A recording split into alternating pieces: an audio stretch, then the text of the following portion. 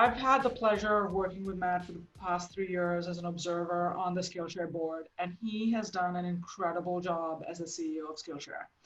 Before Skillshare, a couple of his experiences worth pointing out was he was head of operations and VP at uh, Upwork.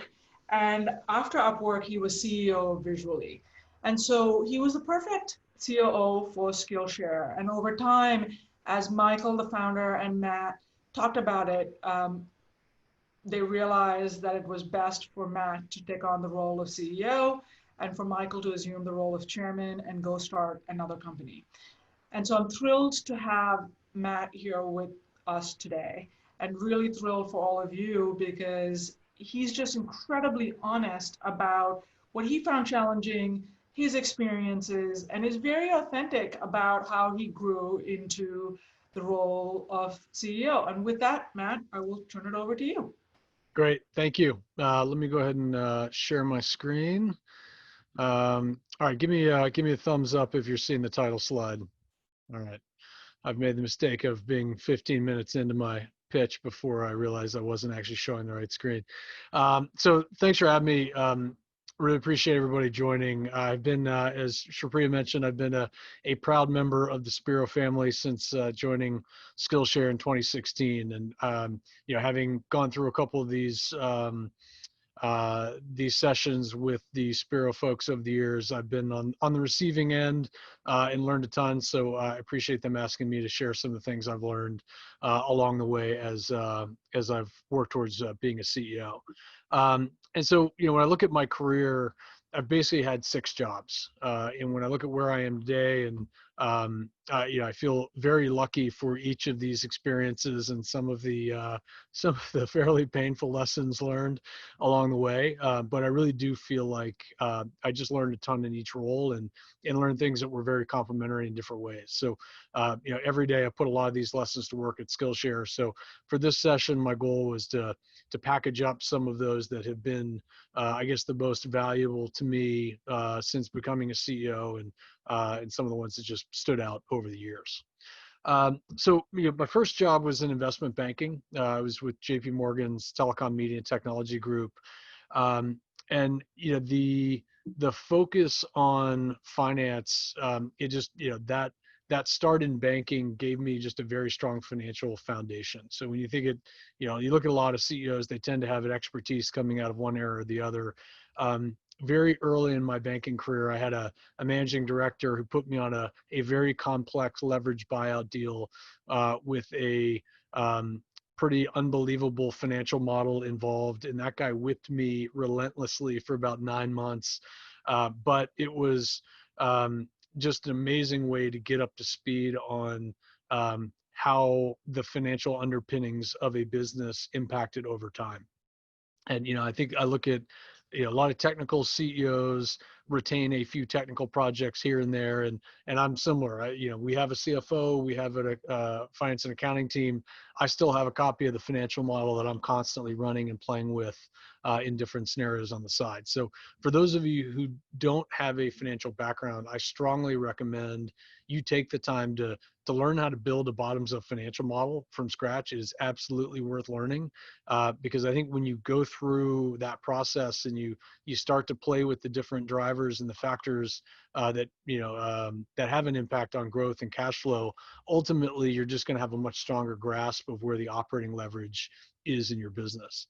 And along those lines, one of the specific things that I learned early was just how important the working capital is for businesses. Your working capital in accounting terms is the current assets minus the current liabilities. So current assets, things like cash, things like receivables, money that are money owed to you by other people, liabilities, things that you owe others.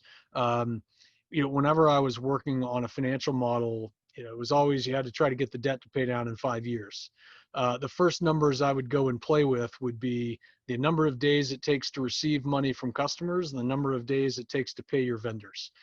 And it's unbelievable how when you just make little tweaks on those numbers over the course of a 5-year period, it adds up to a pretty impressive cash balance. So when I look at startups, that cash imbalance and that timing issue is what kills a lot of companies in the early days.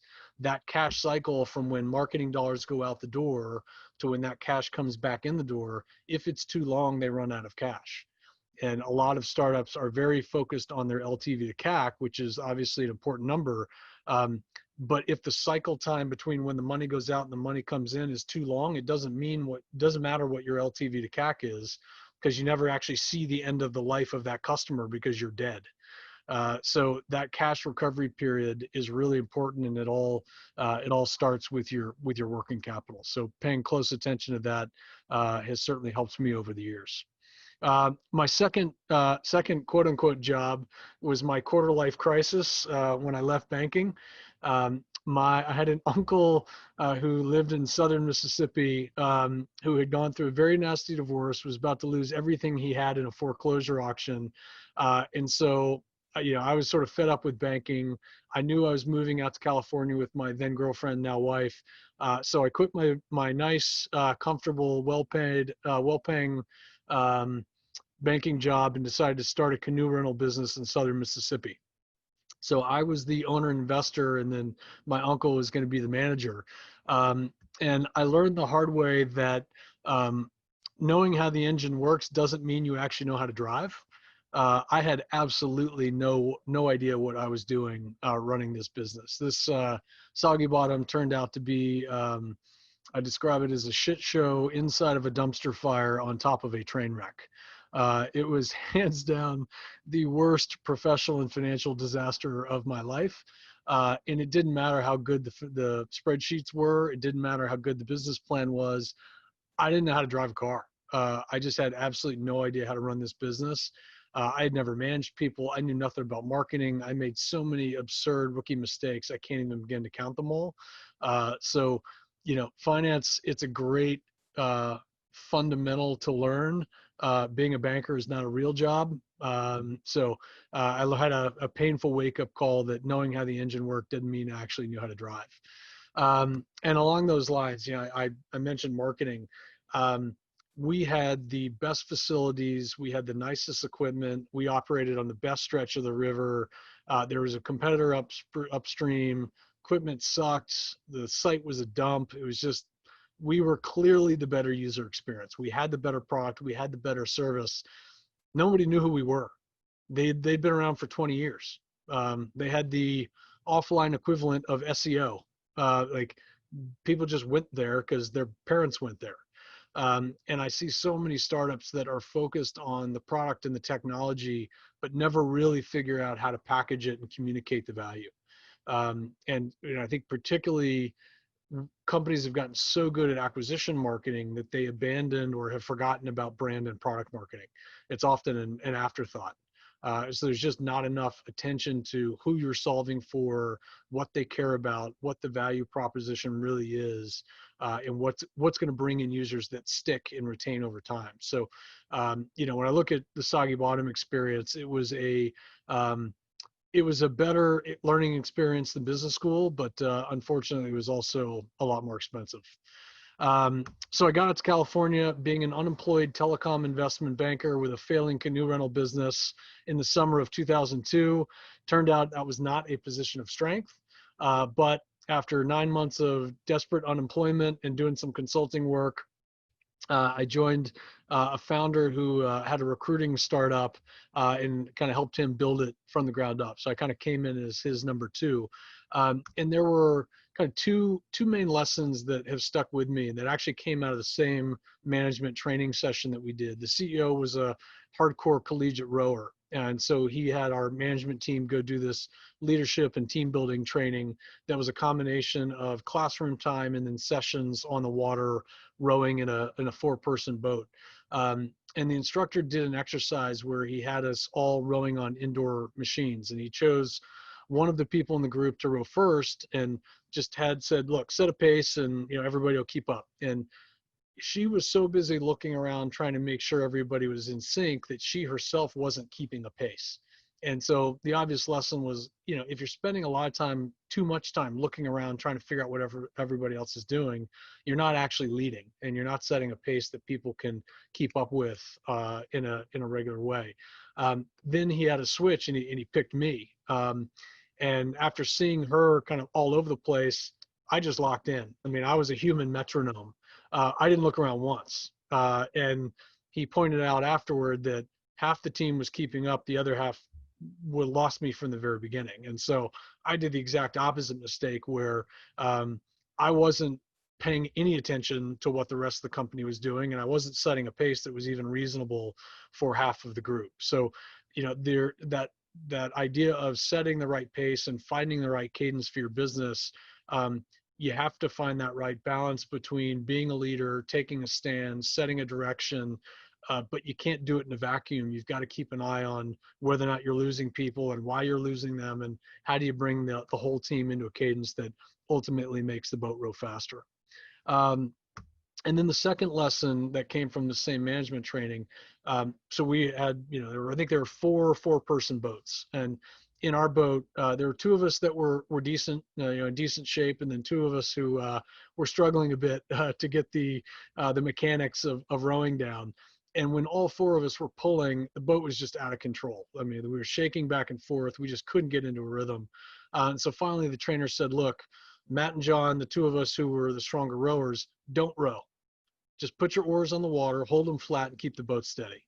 And the net result was the boat actually went faster. So he took the two strongest rowers, just had them hold the boat steady, and the two weaker rowers were able to move us faster than all four of us pulling out of sync. And I think this is such a common mistake of execs and managers and founders, particularly those who are just such amazing in individual contributor roles, that when there's a problem or an opportunity, there's this urge to jump in, grab the oar, and just start pulling like hell. And it often just throws off the entire rhythm of the business. And in the worst situations, everyone else just stops rowing and watches you thrash. And so sometimes the best thing you can do is just keep your oars in the water, keep the boat steady, don't pull, just keep the boat steady so that everybody else can pull, and you'll end up going a lot faster as a business. And then the third, running a recruiting business in Silicon Valley from 2003 to 2007, we had a pretty damn good run. 2008, 2009 hit with the financial meltdown due to the mortgage crisis, and all hell broke loose. I was sitting at my desk when that infamous Sequoia RIP Good Times deck made it around the valley in about 15 minutes. And before I finished the deck, the phone was ringing with people calling us saying, "We're going to cancel. Don't plan on us paying your invoice. You're on your own. Adios." And so we went through a pretty rough patch, and we had to cut. The first cut was very tough. But when we had to do it the second and the third time, any shred of confidence in our ability to manage that business just evaporated within the team. And so I know many of you are running companies who have had a rough go of it due to COVID.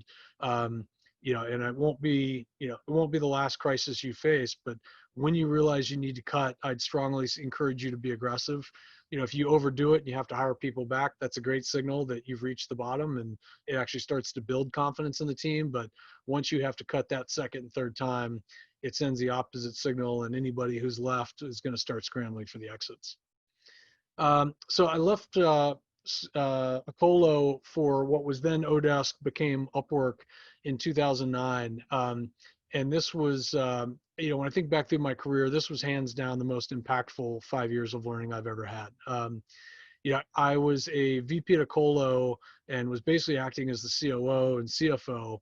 And when I went to Odesk, the CEO, Gary Swart, he was only willing to bring me on as a director. And at the time, for obvious reasons, I was hesitant to take a title cut. But I remember him giving me a long speech at Cafe Barone in Menlo Park about getting on the right bus and worrying about what seat you have later. And it turned out that was probably one of the single best pieces of advice I've been given, because I just learned a ton in my years at Odesk. And the first lesson, this was a phrase that Gary talked about a lot in terms of just the construct for how companies evolve, is that progression over time from, company going from the jungle to the dirt road to the highway. And when you're in the early stage and, you're in the jungle, you need generalists. You need people who are good with a machete, could do a little bit of everything to help that company survive. But then as the company starts to grow, you get to the dirt road stage, you start to pick up some speed. There's still some bumps along the way, but the dynamic changes. And then you get on the highway, you're at full speed, you're at big scale. Those are very different skill sets along the way. And the people that you need on the highway would starve to death in the jungle. And the people who excel in the jungle um, can't drive a car. And that there are certainly people who can handle all three phases of the company, but you do tend to find people who either are exceptional at one of the stages or just like it a lot more at one of the stages. And that's why, kind of the common mistake is you go out and hire your first VP of sales, you overdo it, you bring in someone who's at Google, and Google is not a 10-person startup. And you just end up with a sort of a cultural and mindset mismatch. So as you're hiring, you want to be thinking about the stage you're in. You want to think about the stage that you're heading to, but you need to have those kind of different shifts of the business in mind when you make those big hires. And along those lines, as you're bringing in execs and you're building out your team, I'm just a big fan of building from the top down whenever you can. And you can't always do that. But I look at like what Gary did when he was building out the exec team at Odesk. I came in as a director. He eventually promoted me to VP. But as he started bringing in VPs from the outside, our VP of marketing, Jaleh Bisharat, she had been the VP of marketing under Bezos at Amazon. She was the CMO and board member at OpenTable. Our CFO, Greg Stanger, he'd been the CFO at Expedia and Chegg. He was on the board of Netflix and Kayak. So I was just lucky to still be in the room, and to be honest, I was just barely hanging on. But when he brought in those ringers, it was just amazing to see how those teams transformed, how that marketing team shifted, how that finance team shifted because of the talent that they could attract. So I think there's this balancing act of, you want to bring in execs who can handle the stage you're at. You don't want to bring in a highway exec when you're in the jungle, but maybe you bring in a dirt road exec when you're in the jungle, or maybe you bring in a highway exec when you're on the dirt road, because that really does allow you to get out of a lot of the day-to-day. It allows you to get a ton of leverage. And I've experienced this firsthand at Skillshare. I mean, I could not be more proud of the exec team that we've built. They know more about what they do every day than I ever will. And it allows me to level up. I spend more time thinking about the business. I can spend more time being external. It makes me a better CEO. They push me. So, I think whenever you can, build the teams from the top and then let those experts build the teams underneath them.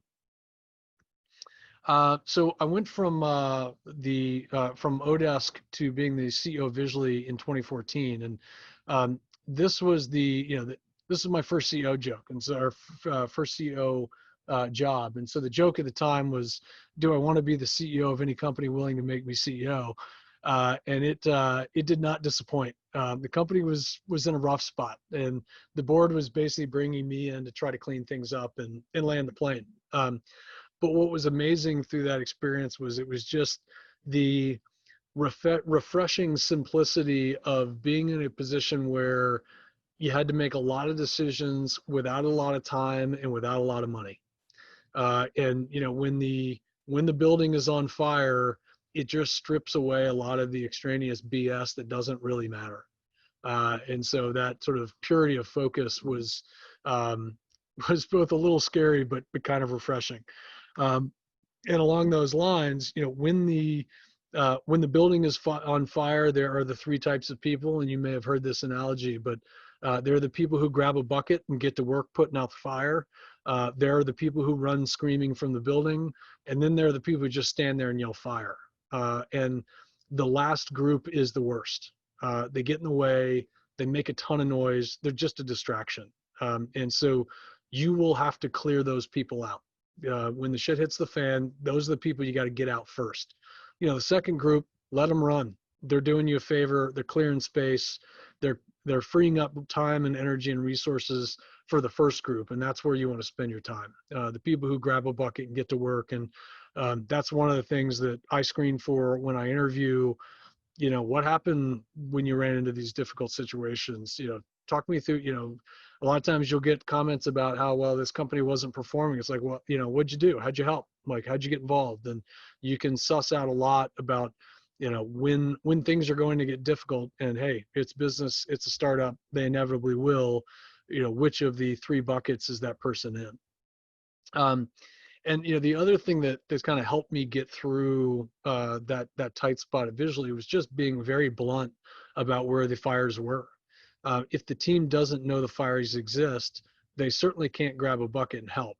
Um, and so you are so much better off just being brutally honest and transparent about where the issues are. And I think there's often a mentality of, if I tell the truth, people will leave. And again, going back to those three types of people, good, let them go. Focus on the people who want to solve the problems that you have. And the same thing with board. I mean, I think the last conversation with board dynamics, you never, ever, ever hide a problem from the board. Um, get it out early, get it out often, because if they come to you pointing it out, it's not going to go well.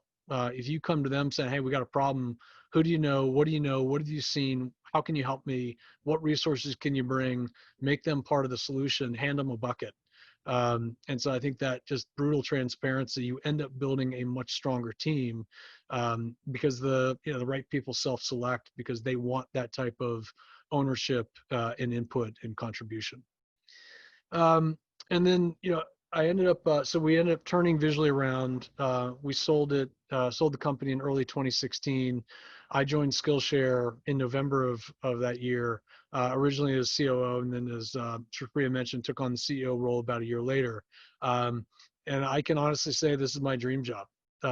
It has been, I think finding a company that has the very rare combination of being a really solid business, having a big market, having a very strong financial engine, all of the core dynamics of how our business runs, but also this incredible mission and this tangible impact on our members' lives. I think this is a pretty rare combination. Um, and that having that mission-driven uh, business, and ultimately mission is going to beat dollars in the war for talent. And I know you see this every day if you're running a startup. It is so unbelievably competitive to hire great people, particularly when you have Google and Facebook and Apple and whoever the unicorn of the day is with deep pockets throwing around crazy money. You cannot outspend them. You just won't. And yes, there is a population of candidates that will always go for the highest dollar, but most people aren't coin operated, and those aren't the people that you want. You don't want the people who are going to the highest bidder, because you can't win in that way, and even Google and Facebook can't win in that way. So there are so many people who are willing to work for less in terms of cash comp to be somewhere that they honestly believe in the mission and they feel good about waking up and what the company does every day. And so we do a couple things to kind of accentuate that. We have a no negotiation salary policy. We set our comp rates at what we think is the 75th percentile for our size and stage, and that's what it is. We're not going to negotiate. I'm not going to give you one penny more than what the comp is at that level for that role in that market, and we will not budge. And what that does, I mean, yes, we lose people who we could probably bring in for another 5 to 10K, but it immediately shifts the conversation away from money into all of the other things that we can offer. We offer a ton of flexibility. We offer a lot of ownership. All of our values around transparency and impact and community and curiosity. We have all of these other things to sell that don't involve dollars. And I think it puts the conversation in on a grounding that we can win. Like, I can't compete with Google on cash, so I don't want to talk about cash. This is the cash. Now let's talk about everything else. And I think that has been a very important part of how we've built our team over time. Um, the next thing is just how we have focused. When I started, so today Skillshare is focused on creative skills, but that was not always the case. When I started, I was pushing us actually to do a lot more in business and technology. And what I realized over time is that we could certainly compete in those areas, but we were never going to dominate. We were never truly going to own it. We had evolved over time to be exceptional within creative. That's where our best teachers were. It's where our best content was. It's where our strongest community is. And so it can be really hard to say no to these massive markets like data science and finance and accounting and sort of core business and marketing, all of these other areas.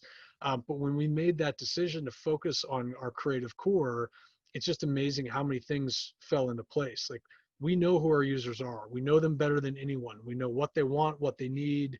We know exactly who we are building for, what content they want, what features they need. That community driven model gets stronger because they have shared interests, they have shared values, they have a shared language. The subscription model is stickier because you tend to migrate within these creative adjacencies. You don't go from watercolor to data science. And so I know how hard it can be for entrepreneurs to say no to things, all of the things that could be, but it's just amazing how much stronger your business will be when you decide very clearly who you are serving and who you're not going to serve. And so, I guess the final thought, that I think this has been something that's been consistent across all of the roles, is just how rewarding it is to see how teams evolve when you leave. When I left Acolo, and that was my first management role, I remember having this uh, pretty immature secret hope that the world would fall apart without me. Um, and it didn't. And it took me a little while to realize that in hindsight, that's probably the best compliment I could have received from my former team. If you are leading a team or you're leading a company or you're running a function, it is your job to build something that can sustain itself without you. If you can't leave for a 2-week vacation without things falling apart, you damn sure can't leave forever without things falling apart. And that means you're failing as a manager and a leader. And so, it's a weird, that urge to feel necessary. If you're doing your job, you're not actually necessary. You're redundant. And when I look at the teams I've built that I left behind, I'm just very proud of how how little impact my departure had on them, and how well they did after I left, and I'm just to see how they have stayed in touch, and they've got, I've had people follow me from company to company, they have followed each other from company to company. So your goal isn't to make yourself indispensable, it's to, it is to make yourself redundant. And if you can do that, you will have done your job as a leader. You've built a great team. You've built a great company that can last well beyond your own contributions. So really appreciate your time today. Hopefully some of these lessons save you some scar tissue down the road, and happy to answer any questions you have. Thank you, Matt. That was awesome. And thank you for stopping the screen share as well. We have over 200 people here, so it's pretty incredible, and we have a lot of great questions coming in. So let's go to the first one, who is Rami. Rami?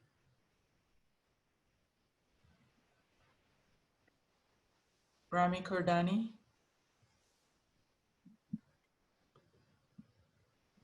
Okay. Um, Matt, I'll ask a question, right? I just got unmuted.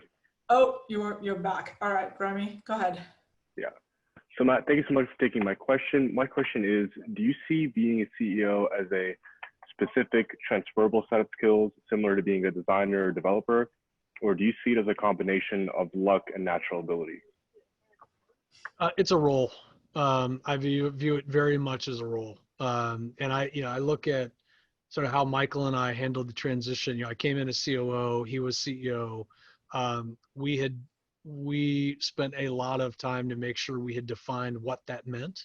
Because COO, the title and the roles and the functions are just kind of all over the place. So we were very specific about that role. And then, over time, we would sort of mutually agree to change that definition and to hand off different parts of the business back and forth. And then one day we looked at what we were each doing and we realized what the subset of functions I was owning looked a lot more like the CEO. And so we switched, and it was just a role change. And I think there are definitely certain skill sets required of a CEO that make you a good CEO, just the same as being a good product manager or a good engineer. So I think I do view it as a function, and it's when you look at the backgrounds and the skill sets of CEOs, they just vary so much based on the company. So the whole idea that it's sort of this this thing that you're born with and you have it or you don't, like there are introverts, there are extroverts, there are finance backgrounds, there are operating backgrounds, there are engineering backgrounds. I think it is very much a role that some people fill very well despite or regardless of what their backgrounds are. Thank you, Matt. Could I ask Masha Kroll for your question? Sure. Yeah. Thanks. Hey, Matt, this was a great session. Thank you for all those insights and lessons. Hopefully we can just learn them from you instead of making all those ourselves. So my humble pie question is, honestly, finance is far from a strength of mine as a founder. I'm very much focused on product and technology. That's my background. What's the best way for someone like me to sort of go to school on this without, acquiring essentially a finance degree? Yeah. I mean, I think this is like another thing, like as you look at building out an exec team, you build around your weaknesses. And I think in the early days, don't run out and go hire a CFO, hire a controller. But the controller, CFO, FP&A, spend time with them, like have them teach you. And I think having them teach you how to do it on your business, that's ultimately what you don't need to go be able to read a financial statement from a public company, although that's good practice too. But starting out, having someone teach you how to do it on your company is the best way. And I think that goes for any function. I mean, for me, I'm not a product and engineering. I think the number of times I have started to learn SQL and just given up because I can just find someone else who does it better than I do. That's sort of a common theme. Just find all the people who do it better than you do and turn them loose and sit and watch and listen and learn. And I think that's probably the best path. Thank you, Matt. We have a lot of questions. This is great. Greta, you're up. Awesome. Hi. Thank you to everybody at Spiro, and Matt, thanks so much. That was a great presentation. I love the personal touch of the canoe business. That's great. I'm curious, what are the top 3 areas that there's so much you can do as CEO? What are the top 3 areas that you spend your time in that you really make sure to focus on as CEO? I mean, I think it definitely changes based on what's going on. But at a high level, I mean, the people side is almost, I feel like that's most of the job. And that could be recruiting, that could be keeping your best people engaged and excited and fired up. It could be dealing with issues. It could be, dealing with, I mean, it's a lot of it as CEO boils down to making sure that everyone is aligned and pulling in the same direction. And so I think that alignment piece comes in lots of forms, but it's a lot of communication. For the CEO at my first startup, his phrase that has stuck with me is like, until people are making fun of you behind your back, you haven't said it enough. And it is true, because like we'll like second half planning, right? We're kind of in the thick of second half planning right now. We will come up with a plan. I'll write up a Google Doc we'll share with everybody. Everybody will put in comments. I'll put an internal blog post on that sort of memorializes it. We'll present it at our quarterly business review. I'll sit down at lunch next to somebody, and it's like none of it ever happened. And it's human nature. Everybody's got a ton going on. You just got to communicate it. So I think between, getting people aligned, communicating the message, keeping people aligned, keeping people focused, bringing them back to what you're doing and why, I feel like that, at least anecdotally, is where you spend a ton of time. Now we're sort of in the thick of fundraising, board management, all of that comes with it. But when I think the consistent thread, no matter whatever is going on, is the alignment and communication and people side. Thank you, Matt. Christine from Sounding Board, it's lovely to have you here. You're on. Hi, thanks for joining us, Matt. So I'm Christine Tao, I'm the CEO at Sounding Board. Given the current situation with COVID, there's a lot of companies that are thinking about how to pivot or even shifts in strategy. And you talked about that time turning around it visually. I'd love to just learn a little bit more, like how you went about devising the strategy to turn it around, right? Who is involved in that? How did you think about what the biggest challenges and priorities were, and then quickly translate that from strategy to execution? Yeah. Yeah, I mean, I think again, sort of the clarity of the house burning down sort of forced us to just look very clearly and dispassionately around what was working and what wasn't. And one of the company had been selling these $1,500 infographics and kind of knowing that it was a loss leader, but the idea was you use that to get people in and then you upsell them to these bigger deals. Well, the upsell never happened. So my first board meeting, I said, all right, I got good news and I got bad news. The bad news is we're losing about 60% on every infographic we sell. The good news is we have 95% customer churn, because if they kept coming back, we'd bleed to death even faster. So, being able to look at the contribution margins and understand the unit economics, and it was just crystal clear, like we were literally deliberately bleeding ourselves out. It's like, we're not selling $1,500 infographics anymore. Like if we're going to sell it, it's got to be 3,500. And like, we don't do loss leaders. Like it was just, and these things had been so ingrained in the company. And then when I said, it's not 1,500 anymore, it's 3,500, everybody had a heart attack. Cause it's like, how can we sell it for 3,500 when we've been selling for 1,500? And I was like, well, but when I walk them through the numbers and just, again, that transparency and that brutal honesty of, we are intentionally bleeding ourselves to death. That is not a good way to survive. Everybody was like, oh, okay. Cause you show them the data, you show them the information, and it sort of got everybody focused on that turnaround. And so I think I could not have done that if I just hadn't laid it all out. Because the whole, hey, trust me, okay, sometimes that works, but particularly when you're the new guy that's being in to replace the founder CEO, like I hadn't built up trust. So I had to just lay it all out. And I think that combination of showing them the data and being brutally honest and inviting them to help me solve this problem, that's ultimately what helped us get things turned around. And some people ran for the exits, and great, those are heads I don't have to cut. So it was not always the most fun, but sort of when you got nothing to lose, it does create some clarity. Thank you, Matt. I mean, I think one of the things you need, like what Matt's saying, is pragmatism has to rule, right? Your job as the CEO is to look at the hard data and look at the what you have to do. And if you lose some people, so be it, right? The company, the number one entity that you take care of is the organization, right? Skillshare comes first, and everyone else, including the CEO, the board, everyone comes after. So. Yeah, and that's, I mean, I think another one that, again, I'm sure you've heard people talk about, but I think there's always a fear of like, there are always a couple employees that's like, oh my God, if blank left, we're screwed. Very rarely is that actually the case. I just, and I think I've had to make some hard decisions on people who were very strong performers, but were not culturally what we were looking for.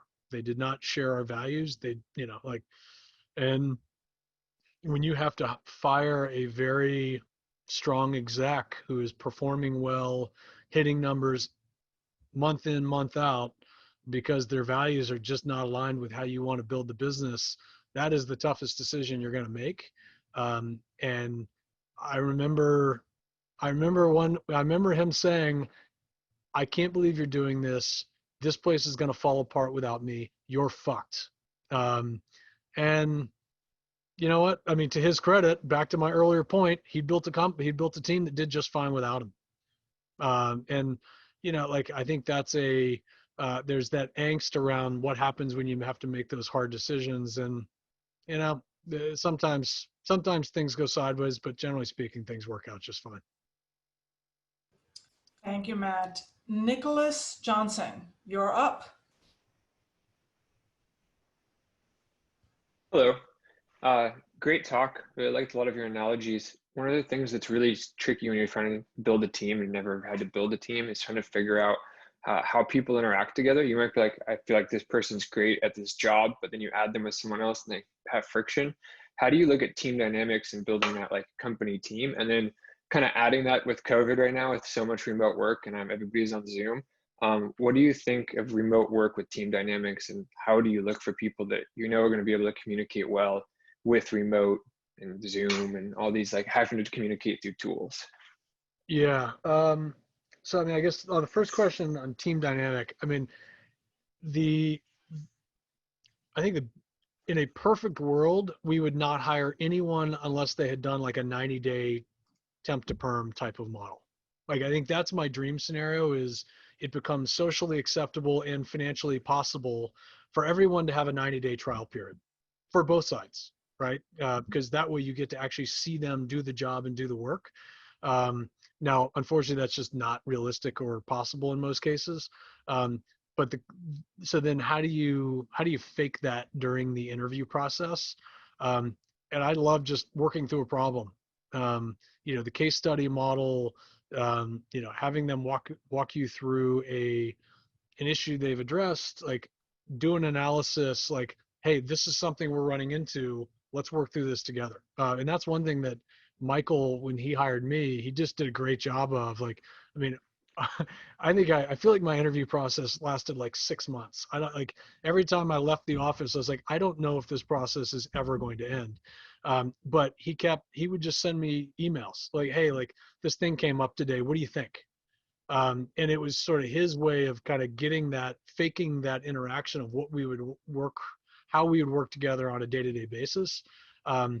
It's hard to do that in a compressed timeline, but I think to the extent you can find ways to create that experience, that can just be really helpful. On the, sort of post-COVID working online, that's a tough one, because people are different in person versus online. We're all trying to figure out what the hell's going on. I mean, I'm sitting in an attic at a friend's lake house with a 60-foot Ethernet cable, and there's kids running around downstairs. Like, it's just like you get all of this chaos now that you didn't have before. But I think the interesting thing I've seen, like, we were split. About 70% of our team was in New York City. The remaining 30% was all over, with a kind of a node in Colombia. And now that we're all online, it has just evened the playing field. So now there's no advantage of being in the New York office. And so, I think it is the model I want to get to, is where we're completely remote, completely flexible, but we're getting together with some regularity, at least once a quarter, for physical, in-person team building, connections, have fun, socialize. But I think I don't have a good quick answer for you there. I think we're all kind of figuring it out as we go, and some people love it, some people hate it, and I think that sort of changes by the day. Thank you. Great answer. Thank you, Matt. And I have a vacuum behind me. I apologize. Ingrid, you're up.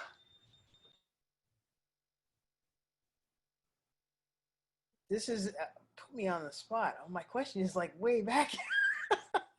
Matt, I just want to say you could win a rap battle with them. Some of those zingers, those were absolutely spot on. I gotta bring you with me down to Detroit.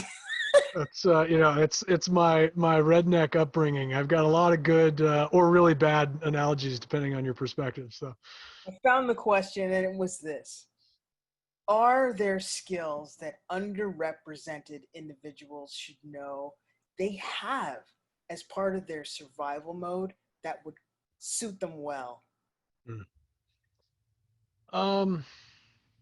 Well, I think when I look at what has helped me a lot over the years, is just I've just had a lot of exposure to a lot of different things. Like when you look through my career, I had big investment banking, working on billion-dollar deals, trapped for 90 hours a week inside of an investment bank. Then all of a sudden I'm sleeping on a dirt floor in southern Mississippi, physically building a pavilion to try to build a canoe rental business, which I subsequently tanked.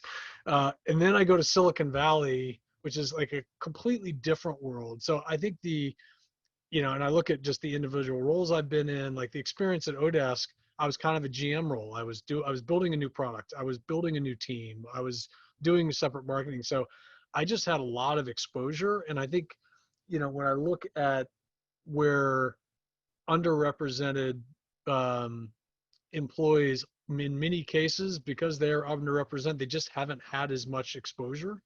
So, I think it's not a question of can you do it or you can't do it. It's just you haven't seen it yet in many cases. And I don't even necessarily know that that's unique to underrepresented. It's also just particularly early in your career, there's just so many things you haven't seen yet. So things you can do to get yourself that exposure in the areas that you don't understand. And I think the earlier question from Masha around, just how to build a financial model.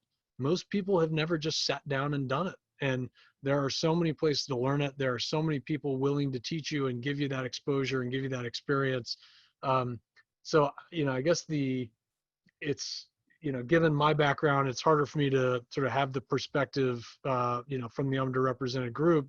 But when I look at people, I think a lot of people think they can't just because they haven't had the exposure. And, the exposure is probably easier in some cases than people might realize. You just got to find the right people. And I think there are a lot of groups like this one there are people who are more than happy to help you. And so finding those mentors, finding those advisors, I think there are a lot of resources out there, but I think it can be intimidating to go look for it and go ask for it. And I think, that's, I guess part of my upbringing and part of my exposure, it never occurred to me not to ask.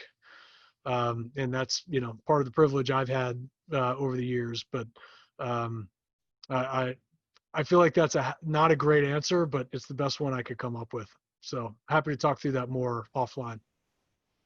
I also want to say Matt runs a basics of financial accounting. It's true. I do have my, and I don't get a lot of minutes on Skillshare. So I'd appreciate it if you'd pump up my stats. I have a finance accounting 101 class. So go for it.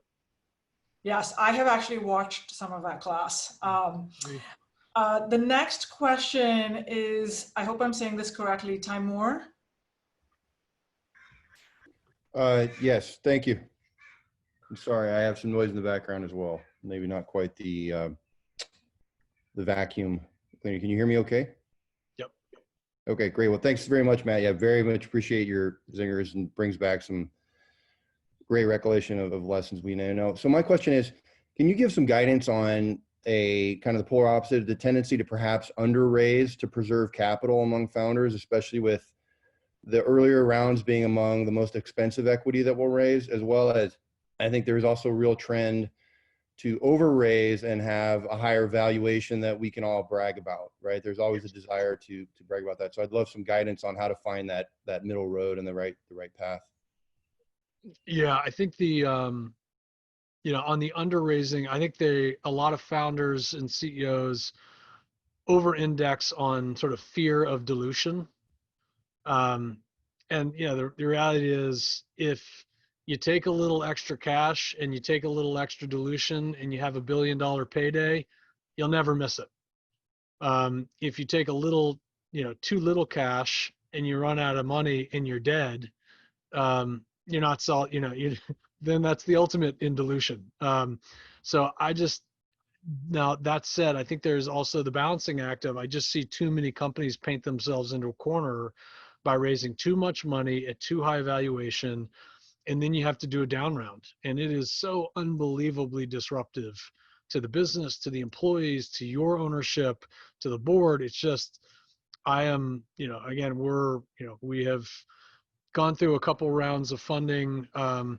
I believe in a nice, pretty, gradual, consistent increase in valuation. And particularly as you get into later stage deals, there's an urge to take a higher valuation and less dilution in exchange for putting structure in the terms. So maybe you take a dividend, or you take a guaranteed return on IPO, or a guaranteed return on acquisition, or a higher liquidation preference. Don't do it. Don't do it. Don't do it. Don't do it. There should be a super clean term sheet and one variable only, and that is valuation. And going in from the beginning saying, I will not accept jack shit for structure in the term sheet. 0.0. I will negotiate on value and value only. It just take it off the table early. If you think I'm worth 450 and you want a 10% dividend and 3x return on IPO, you don't think I'm worth 450. You think I'm worth 250. So let's do it at 250.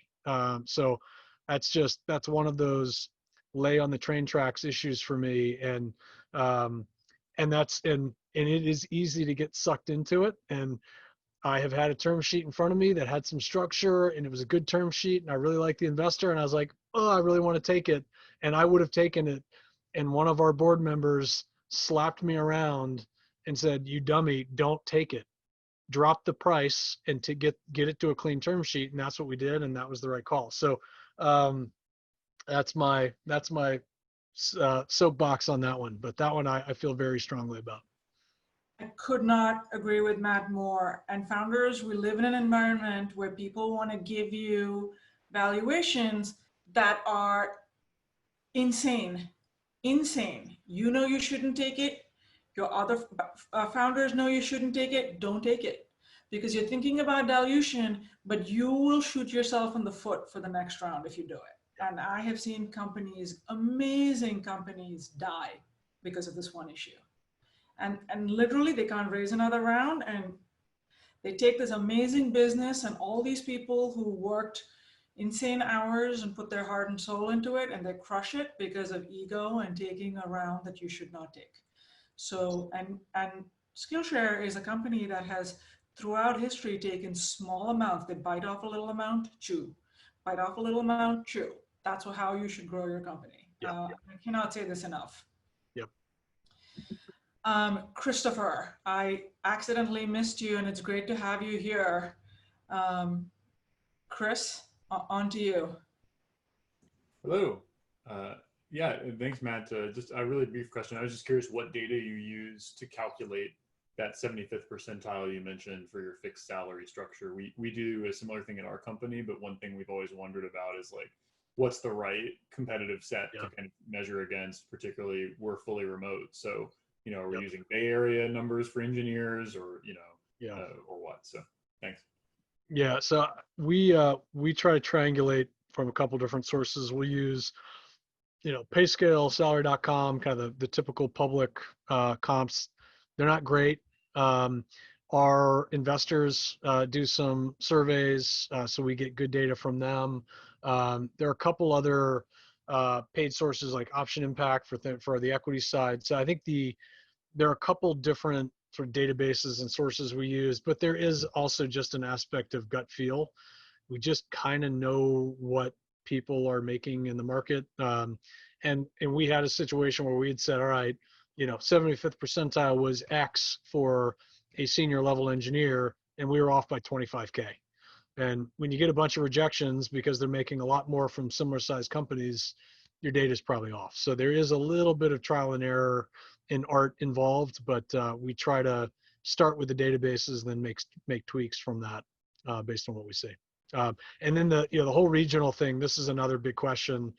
You know, I want to, if we move to kind of a fully distributed model or at least a more flexible model, do you pay differently for New York versus Salt Lake City versus Columbia versus Berlin?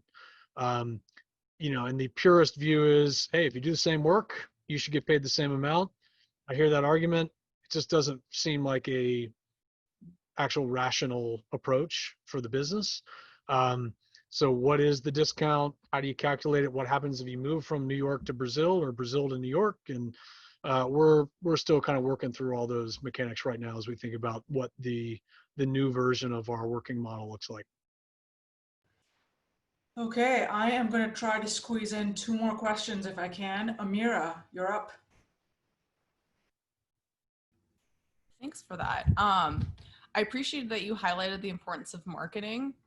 So as you've developed marketing strategies, how did you go about getting to know your customers better than anyone else? What questions did you ask them? And how did you continue to ask them in a scalable way? Yeah. So we do a couple of things. We do a periodic sort of formal third-party market research survey. So we have a woman who sort of runs her own consulting firm doing just this. So we sort of talk through with her what we're trying to accomplish. She helps structure the questions. She sets up the technology. We give her the list of the list of users to survey with all the demographic data, so we can come back and cross tab it later. And so she runs that process for us. We also, we have sort of onboarding surveys, we have exit surveys. I have our operations team set up one-on-ones with teachers and students for me every week. So I try to do 2 30-minute sessions with a user every single week. It's it's sort of an easy thing to be like, oh, I don't have time for that. It is absolutely the best use of time I could possibly imagine. You learn so much just by talking to the users, and sure, you get some crazy anecdotes that aren't necessarily scalable or applicable to everyone, but you absolutely pick up the trends. You hear the pain points. You hear when the excitement and the emotion comes into their voice. You don't get that out of a survey. So I think you need a combination of the highly scalable, statistically significant methodologies, but just getting that very personal touch and that voiceover and seeing the smile and the emotion or the anger or whatever, as the case may be, it's really, really important. Thank you, Matt. And it's important to call out that it's easy not to make time for that, especially when you get to like this stage of the Series D, because things are so crazy, and it's the one thing you should never cut. You should always. It's also a great way to win arguments internally, because when somebody's like, well, I think and I feel, I'm like, oh yeah, well, I talked to a customer, so it's a good way to win, one up them in the meetings. Yep. And Suhaila, you are up. Hi, Matt. Thank you so much for a fantastic talk. I think it's been, absolutely wonderful listening to you. I have been, I'm a single startup founder. I've been, grappling with the issues which I think most early stage startups go through, employing the first set of people or hiring a contractual set of, of like people. So, what I really wanted to know was what you thought about how important, is, say a person's, DNA or, say their, kind of like temperament versus, skills which could be perhaps taught or could be, else acquired, there are certain things which are, about a company's, like mission and their vision, which just are very like intrinsic. So, having sat on perhaps both the sides of the like table, being, hired and now being a CEO, which one do you really value more? More? Is it the person's inherent temperament, or is it, the skills which could be acquired? That's one. And, especially now giving this whole like gig economy bit, where there are so many freelancers out there and contractual employees, which is such a tempting option for a lot of startup founders like me, where you don't have to worry about so many like fringe benefits then. What's your take on that? I mean, how do you identify the person's ethos, their company loyalty, or is that not something to be worrying about too much at the early stage, really? Yeah. I think I guess the way I would look at sort of the spectrum from full-time employee to, I just need you to do this one thing that's a 30-minute task and off you go. And there is, the full spectrum of everything in between. And I look at Skillshare, we've got people all along that spectrum today.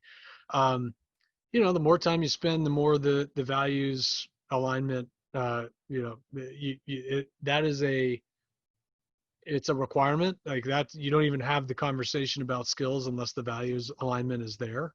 Because again, like when you end up firing someone who's extremely skilled and extremely capable because the value alignment isn't there, it's just a huge headache. So I think there's sort of yes, you have to have the values alignment. That starts the conversation. And then the question is, do they have the skills, experience, inherent characteristics to be successful with you over time? So like we have in our interview process, we have a values interview, and we keep these same, it's probably about 6-ish people who interview everybody for the values. So that way we have some consistency in how we're reviewing that and how we're assessing it. And these are, not surprisingly, the people who exhibit our values the best. So having that as kind of a gateway, then if they get through the values, then we go into skills and experience and all of the other stuff. So that's kind of how we've built that focus into our hiring process. But I think the dynamic of you just have this wide range from ultra temporary to long term, will work with you forever. I think it's in a lot of times you see people go from temporary to full. And again, what I love about that sort of temp to perm model is you get to see them work. You get to see how they fit and how they interact and what that culture is like. And look, if it's not a fit, it's not a fit. I think the biggest the biggest mistake companies make, though, is they hire a full-time employee and they feel like they have to wait too long to make a call because the person is not a cultural fit or not a values fit. Cultural fit, I don't like that. We try to avoid that, but values fit, right? And if they're not a values fit, cut them loose. They're going to be more successful somewhere else. You're going to be happier with your business. Your team is going to be happier. So I think if anything, sort of that temporary to permanent spectrum forces people into tolerating behavior they wouldn't tolerate if it was just a one-time project. If it was just a one-time project and they weren't a fit, you just cut them and move on. You kind of should have the same approach even if they're a full-time employee. Yeah, I totally agree. And Matt said something really important that I just want to call out, which he said, we don't do cultural fit, we do values fit. Yeah.